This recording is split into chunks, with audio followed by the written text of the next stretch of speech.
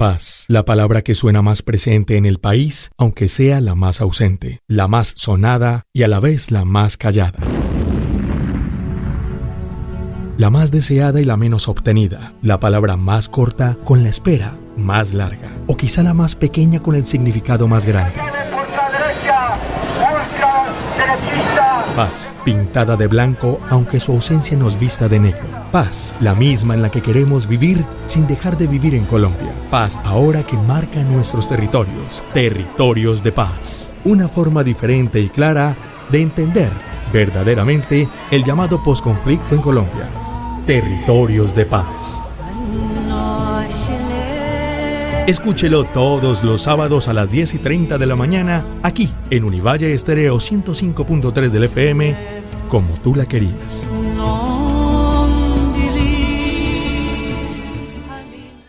Muy buenos días, hoy es sábado 10 de julio y a propósito de la celebración de los 30 años de la promulgación de la Constitución Política de Colombia, el pasado 4 de julio hablaremos de la Constitución Política y la paz en la historia reciente del país. Profesora Valeria, buenos días.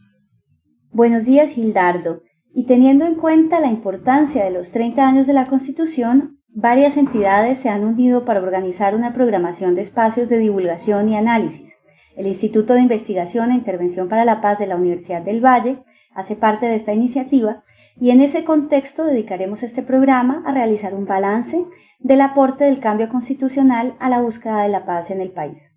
Para ello nos acompañan el profesor Hernando Llano, profesor de la Pontificia Universidad Javeriana y experto en temas de paz, la profesora María Eugenia Ibarra de la Facultad de Socioeconomía de la Universidad del Valle, quien hace parte del Centro de Estudios de Género del Instituto de Investigación e Intervención para la Paz, y el profesor Jesús Alberto Valencia, profesor de la Facultad de Socioeconomía, miembro del Consejo Directivo del Instituto de Paz y quien también es un estudioso de los temas de historia política en nuestro país. Bienvenidos.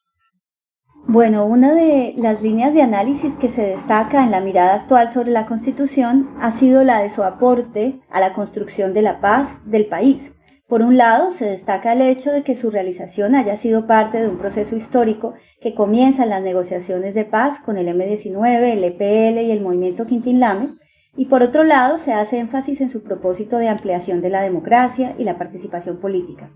Todo esto se traduce en el hecho concreto de que en el preámbulo se habla de paz como un valor,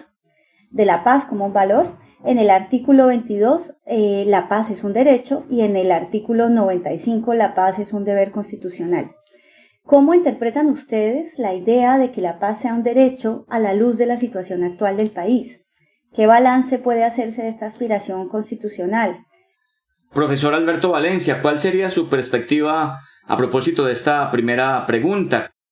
Bueno, esta cuestión de que la paz es un derecho es algo que hay que entenderlo un poco en el contexto en que surge la Constitución del 91. Yo personalmente creo que no es necesario que una Constitución diga que la paz es un derecho, porque digamos hay una serie de valores básicos y mínimos de la existencia colectiva dentro de los cuales que son autoevidentes, ¿sí? Que son axiomas de la vida colectiva, como por ejemplo la cuestión de la paz. El asunto es que en la época estábamos en una situación tan extremadamente dramática con respecto al incremento de la violencia, del narcotráfico, de las violencias de limpieza, de la muerte de intelectuales, de, bueno, una profusión de todas las violencias habidas y por haber, que en cierta forma los constituyentes del 91 cayeron en una,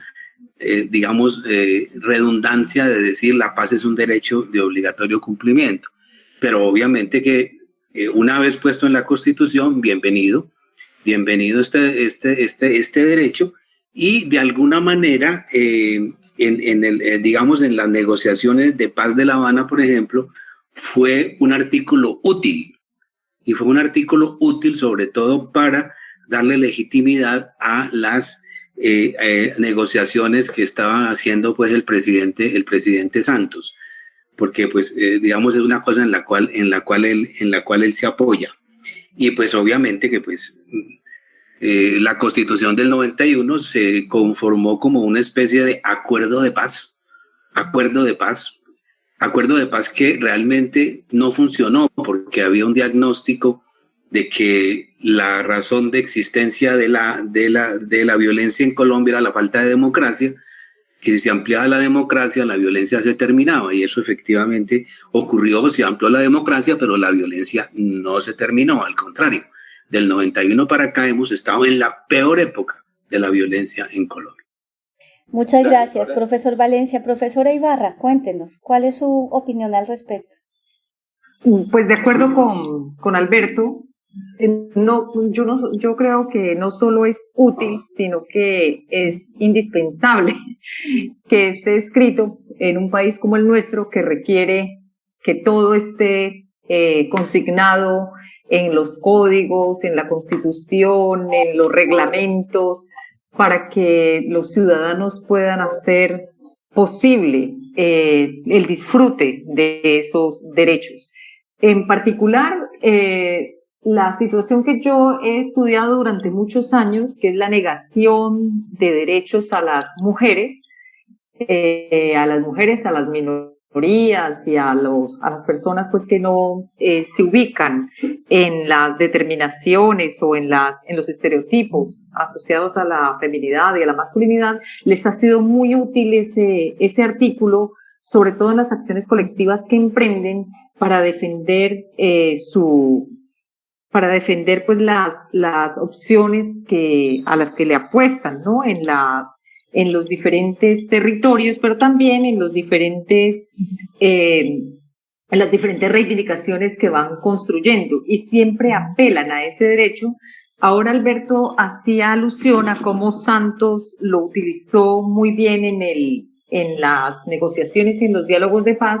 y ya varias organizaciones habían aludido a ese derecho para reivindicar la necesidad de la protección de los derechos humanos, la protección del derecho a la vida, entre otros derechos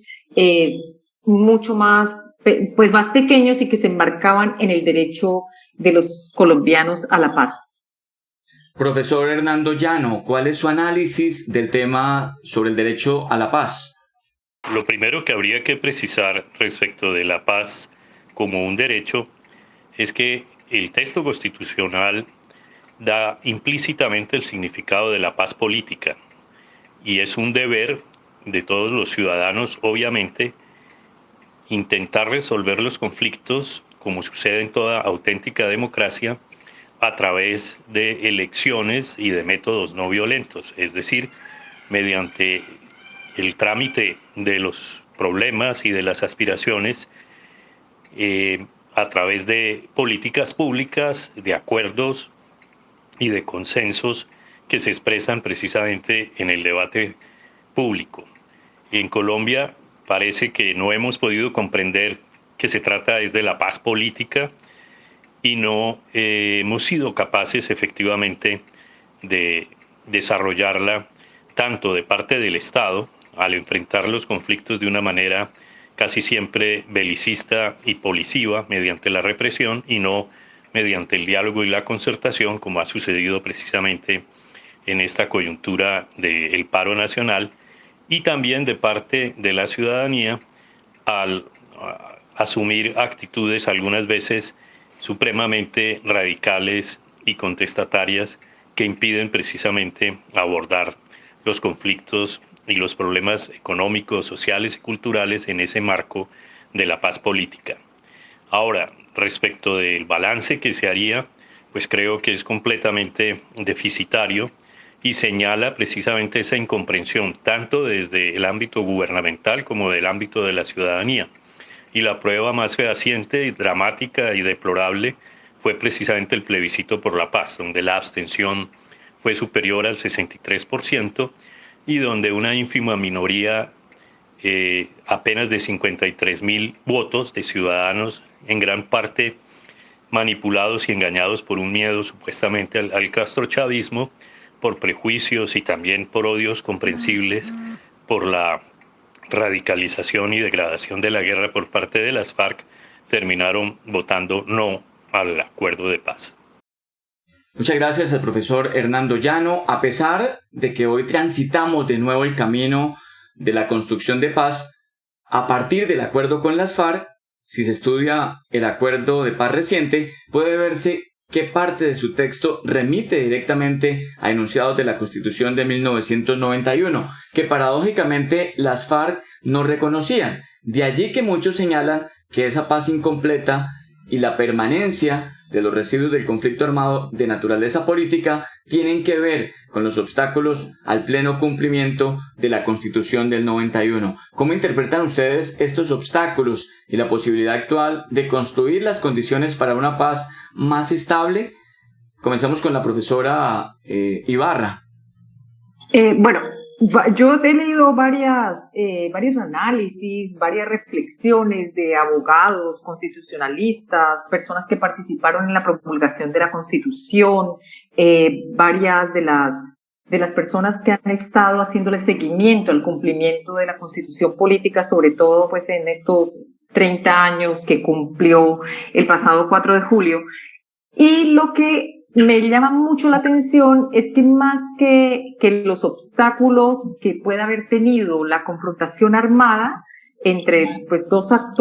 tres o varios actores que se disputaban el poder territorial, los grandes obstáculos están en que la clase política colombiana no modificó sus prácticas políticas, y por lo tanto buena parte de esas costumbres inadecuadas de hacer clientelismo, de mantener la corrupción, de atrapar las instituciones para beneficio personal, familiar o gremial en algunos casos, es también lo que ha impedido que los colombianos puedan desarrollar los derechos que están consignados en la Carta Constitucional. Entonces, por supuesto, el conflicto armado retrasa o la confrontación, más bien la confrontación entre actores, la disputa del poder entre estos actores, retrasó algunos derechos, sobre todo en la zona rural, pero en la zona urbana o en las grandes ciudades, las dificultades tienen más que ver con todas esas costumbres políticas inapropiadas de la clase política colombiana, pero también de la escasa cultura política que tenemos los colombianos y la formación política tan precaria de la que disponemos para hacer solicitudes a esa clase que se instala en el poder y que difícilmente cede su lugar para